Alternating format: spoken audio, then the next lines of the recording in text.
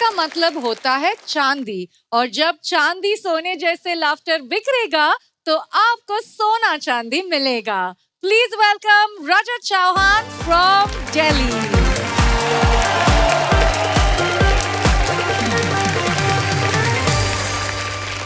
Hello Shekhar ji, कैसे हैं आप? अच्छे हैं। आप कैसे? आप माइक क्यों उखाड़ा आपने? बस सर, मैं कोशिश कर रहा हूँ कि कुछ उखड़ जाए। हैंड पंप तो ना सही, ये सही।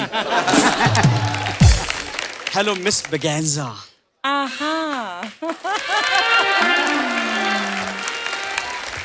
मतलब ईमानदारी से ना, हमने कोशिश करी थी कि मैंने बहुत सारे स्कूल ट्राई करे कि कभी ऐसी टीचर मिले, पर कहीं नहीं मिली। क्या बोल रहे हो तुम राजा? यही बोल रहा हूँ मैं। I like your style. Ma'am literally मतलब नॉस्टैल्जिया है मेरे लिए, पर बहुत अच्छा लग रहा है आपको देख के।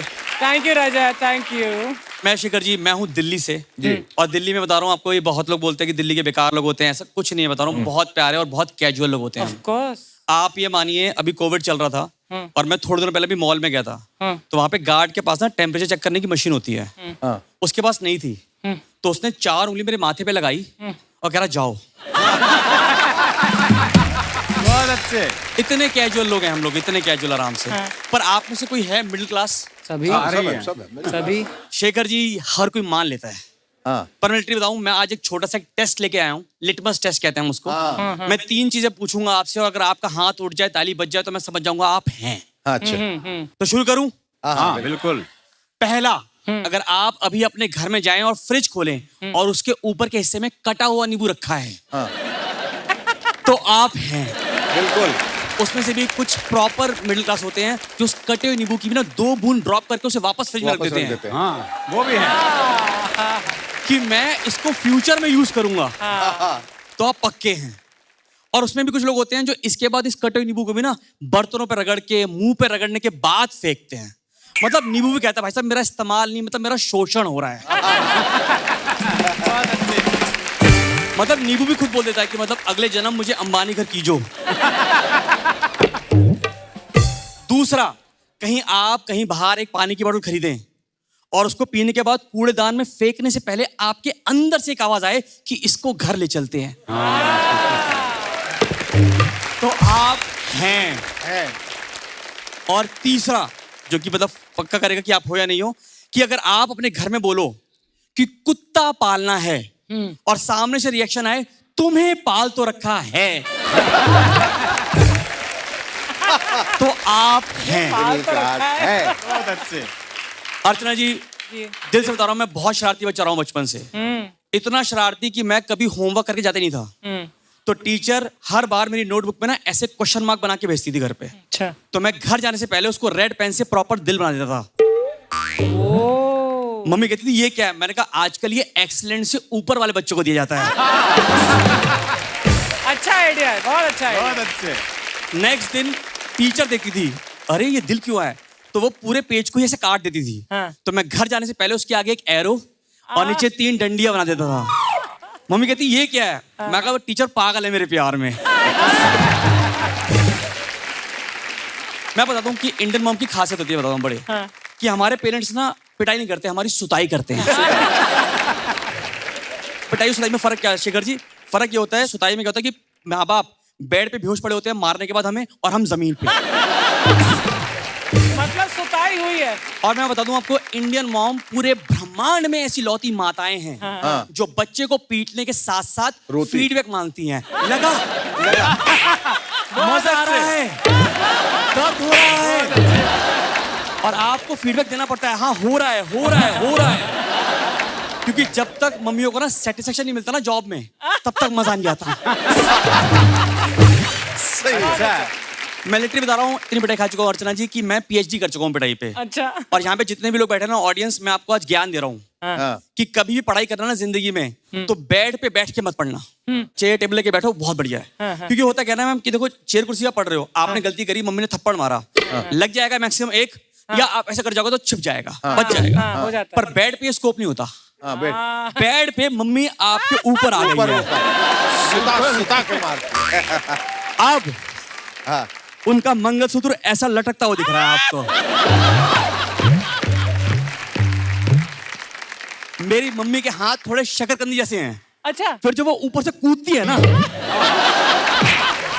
तो नीचे अगर ट्रिपल एच है तो तीनों एच एच एच अलग कर दे मेरी माँ। बहुत अच्छे।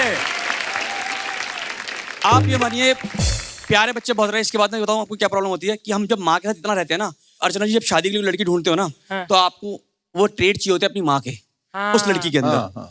अब इतना हो गया कि मैं मानो कि मैं एक लड़की से शादी के लिए मिला एक रेस्टोरेंट में, तो मैं उसके सामने खाना खा रहा था, तो मुझे वो सब्जी पसंद नहीं आई, तो मैंने वो सब्जी छोड़ दी। अच्छा। पर ये बात उस लड़की को समझ नहीं आई। कहती रजत चुपचाप पूरा खाओ। अच्छा। मैंने कहा मम्मी आप बहुत अच्छे। आप ये मानो वो प्लेट मैं सिंक में रख के आया हूं रेस्टोरेंट की। मैंने कहा कि इसके लिए तारीफ ना मिले कि सिंक में रख के नहीं आया ये प्लेट। एक बताऊं, हमारी मम्मियों को ना लड़कों से जिंदगी में सिर्फ दो काम पड़ते हैं। एक, जाके बच्चा दूध ले आए। मम्मी मैं शिमला जा रहा हूं तो बेटा लौटते हुए ले आना। दूसरा, किसी भी रिलेटिव को मेट्रो स्टेशन, बस स्टैंड, शमशान घाट से लेकर आना। मतलब हमारा यही काम है। वो कहते हैं ना कि यूथ कहाँ जा रहा है आजकल, आजकल सब स्कूटी पे बैठा हुआ है। रिलेटिव को लेने गया वो जिंदगी में, वरना कोई वैल्यू नहीं हमारी। एक को लेने गया। और पता अर्चना जी, रिलेटिव को भी तारीफ नहीं करते। रिलेटिव का ये होता है, बहन जी आपका बेटा कितनी तेज चलाता है स्कूटर। इसने स्पीड लेकर पता इतना उछाल दिया था कि मेरी कबूतर से चुम्मी होते बची। बहुत अच्छे। और लटरी बता रहा हूं, अगर सच में आपको अपने घर में अपनी माँ को लूप पे सुनना है, लूप पे सुनना है, तो बस घर में एक बार चिल्ला के बोल दो, बुआ जी अच्छी हैं। बहुत अच्छे। बुआ जी अच्छी हैं। और फिर बोलो खाना उसी और से जाके ले ले। मैं तो नहीं दे रही तो जिंदगी में। आप ये मानिए मैं इतनी लड़कियों से मिल चुका हूं ना, तो मुझे वो क्वालिटी माँ वाली चाहिए। आप ये मानो, जैसे अशगर जी आपसे बोल लेता हूं, वैसे मैं अभी आप काफी यंग हो, आपकी शादी होनी बाकी है, मुझे पता है अभी। तो मैं पूछ सकता हूँ कि क्या चाहिए आपकी लड़की में क्वालिटी, अगर आपकी दोबारा शादी हो आज? खाना अच्छा बनाए। बहुत बढ़िया। और किसी का कुछ? सर अरुण जी? लड़की मिल जाए बस। अर्चना जी आप देख रहे हो, मिनिमम रिक्वायरमेंट है हमारी बस ये। बताइए इस लड़की को माइक देंगे पीछे जो बता पाएगी क्या क्वालिटी चाहिए। लड़कियों को, लड़कों को बड़ी एक्साइटमेंट है। या प्लीज आप बताना चाहते हो please? Tall, handsome, okay. Archana ji आप देख रहे हो, इन लड़कियों के पास एक लिस्ट है पूरी। ये भी होना चाहिए। Loving, caring, handsome, loyal and plus 20 other qualities. तो मैं उन सब लड़कियों को आज बता दूं कि एक ही पेड़ पे आम, शहतूत, चीकू, केले, संतरे, पपीते नहीं लगते। बहुत अच्छे। कुछ लोगों का फेवरेट प्लांट मनी प्लांट भी होता है। बहुत अच्छे। वाह। और मैं बताऊं, माँ के साथ रहते हैं ना, होता प्रॉब्लम क्या है ना कि पापा की मैं इतनी बात नहीं कर रहा, आप समझ रहे हो। बताऊं, फादर की खुद रिस्पेक्ट खुद कमाई नहीं है। हमारे पापा ना कभी भी कैरेक्टर में आते हैं। शिखर जी आप कैसे पापा हैं, मतलब घर जाके बच्चों को हक करते हैं, ऐसा कुछ? ऐसा कुछ नहीं, हमारे हक वाला सिस्टम नहीं है बिल्कुल भी। हमारे होता है कि पापा हमेशा घर में आते ही कैरेक्टर में है। अच्छा। अच्छा। कि कभी उनको पता कि अगर घर में वो हंस दिए तो बच्चे कहीं प्रॉपर्टी ना मांग ले। अर्चना जी एक बार मुझे 1000 रुपए चाहिए शिमला जाने के लिए, पिकनिक पे गया था हम स्कूल से। तो इसके लिए पहले घर का माहौल सेट करते हैं, पहले आइडल टेम्परेचर देखते हैं कि अब ये माहौल सही है पैसे मांगने के लिए। तो मैं गया, एकदम से पापा आए, पहले आराम से बैठे, मैंने उन्हें पानी दिया, चाय दी, खाना दिया, सब कुछ आराम से हुआ। कह रहे बेटा क्या चाहिए आपको? मैंने कहा वो पिकनिक ले जा रहे हैं हमें शिमला, 1000 रुपए चाहिए। कह रहे बेटा आपको ले तो गए थे अब जब 2 साल के थे। मैंने कहा तब मैं बहुत छोटा था। कह रहे शिमला भी उतना ही है। पर मैं आपको बताऊं, पापा इतने बुरे होते नहीं है। जैसे बताऊं, धीरे धीरे आप समझ पाते हो, दोनों के बीच में एक इक्वेशन होती है। जैसे शिखर जी बचपन में कहता था कि मम्मी कुछ पापा से बात करिए, जैसे रेंट कर रही है कि ये क्या कर रहे हो तुमने जिंदगी में, ये वो, और पापा आराम से शेव कर रहे हैं। तब ना अंदर से फीलिंग आती थी कितना खराब आदमी है ये मेरी मम्मी की बात नहीं सुनता। शेखर जी अब मेरी शादी हो चुकी है। बहुत अच्छे। अब मैं कहता हूँ मेरे पापा सही इंसान था।